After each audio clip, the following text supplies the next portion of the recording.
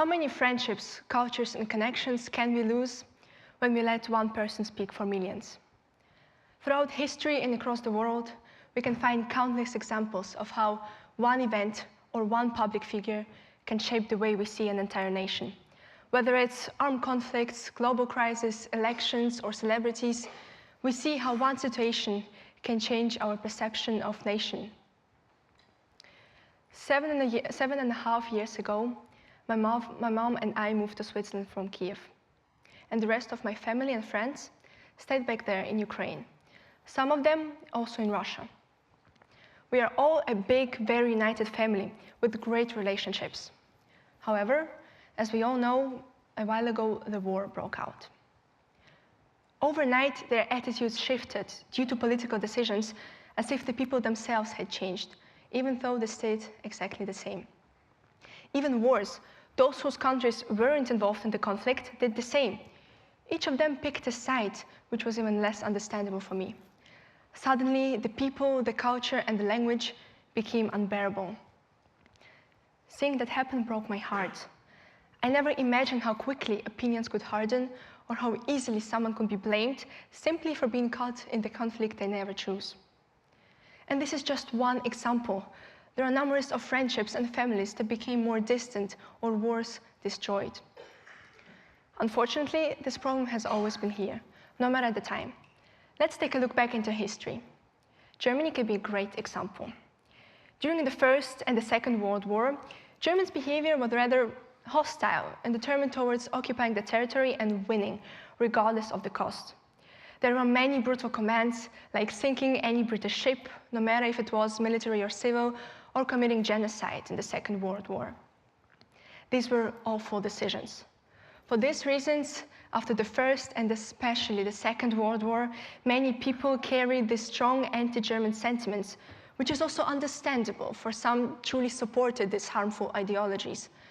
However, these were not the initiatives of the folk, but simply military instructions that had to be followed.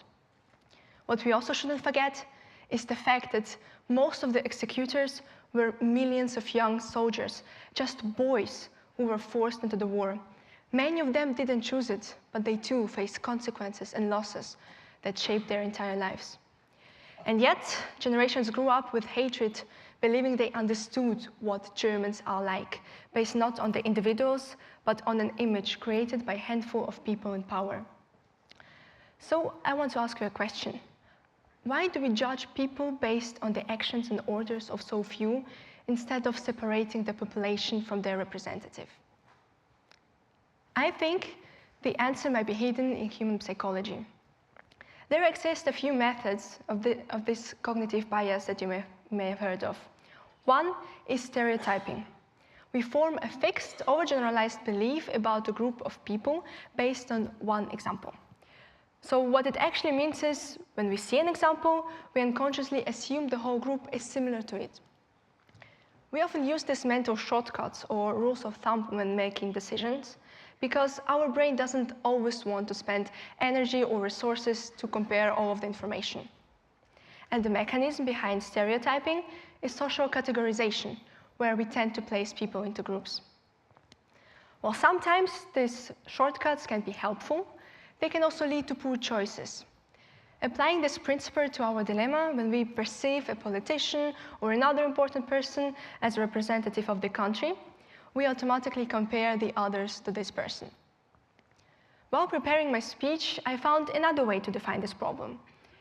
We have a tendency to mix emotions we feel in a situation with the person standing in front of us, even when they are not the cause of these emotions. As an example, during a fight, we often forget that the person we argue with isn't a bad one, just someone with different perspectives, different opinions, or is simply overwhelmed with feelings. This means that we overestimate the effect of personality and underestimate the effect of circumstances in viewing another person's behavior. So by now, you might be asking yourself, how do we deal with these errors? I've done some research and found a method in psychology called cognitive decoupling. This approach tells us to disconnect our emotions from the person and to separate the person from the problem. The same applies to nations and their representatives. We should understand that this representative, be it a politician or a celebrity, does not speak on behalf of every single one in that country, but promotes their own role, own motives, and own strategies. Applying this method of decoupling appears to be very simple. You just imagine that the person is not speaking for their president or a political situation in their country. However, it is somewhat difficult to implement, for it requires mind-shifting, emotional intelligence, and willingness to change. You might expect me to give you some specific checklists of actions to do, but there are no clear instructions. It needs practice and time. Although history exists to teach us lessons from the past, we seem to repeat the same mistakes rather than learn from them. That's why I think that this problem won't just disappear, but it's important to learn for ourselves to distinguish between people and situations they're placed in. For if we fail to practice this method of decoupling, we will begin to drift apart as people, as cultures, and as nations. And we can lose the chance to share our perspectives, our histories, our traditions, and friendships that could have shaped us. There is a citation from American President Thomas Woodrow Wilson that was written to receive a formal permission from Congress to enter the First World War, and it really stayed with me. It's rather long, so I would like to share it in my own words. There he says that although he wants to enter the war against Germany, he and his nation have no disagreement with the Germans, and the fight isn't with the people of another country.